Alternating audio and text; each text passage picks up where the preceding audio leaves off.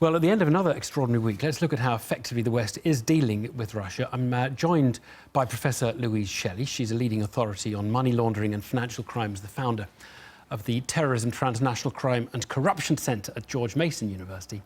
And Edward Lucas from the Centre for European Policy Analysis is with me too. Louise, if I can start with you, in terms of these sanctions today, what were they for, and were they more than perhaps was expected? I don't think they were expected because it wasn't sure that President Trump would allow such sanctions to be placed on Russia. But these are much more potent sanctions than one could expect in our political atmosphere, and they are going at key political figures, friends of Putin, and key economic institutions. So they're hitting hard and very close to the Kremlin. And the timing, I mean, we're obviously very preoccupied with the Skripal case. Should we think that the timing of it is related to the Skripal case? Because the US Treasury sanction press release has mentioned quite a lot of different parts of malign activity, to use their phrase.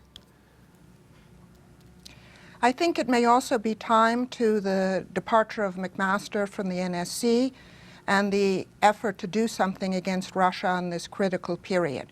So yes, the US is being a supportive ally to Britain, but it's also expressing something that is deeply felt across parts of the US administration, and Congress is increasingly taking an assertive role in foreign policy in this country, and they're also concerned about Russia. So this is Congress saying, this is what we want to do, and you know, let the president stop us, but this is what we think needs to happen.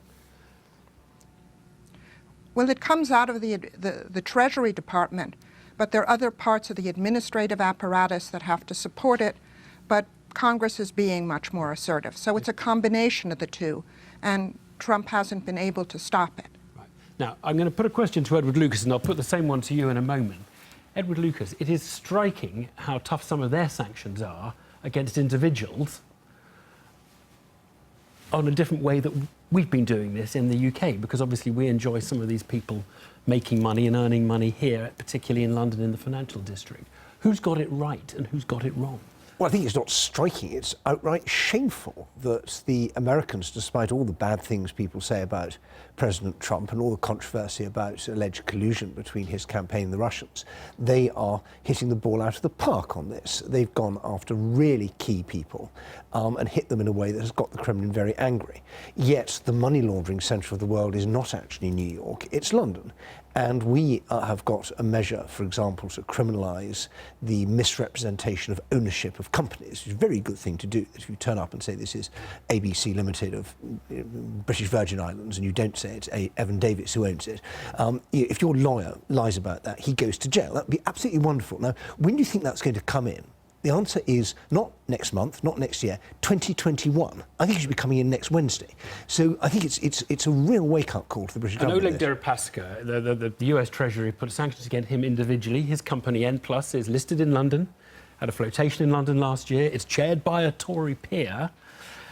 Does the British establishment need to change the way it basically treats some of these?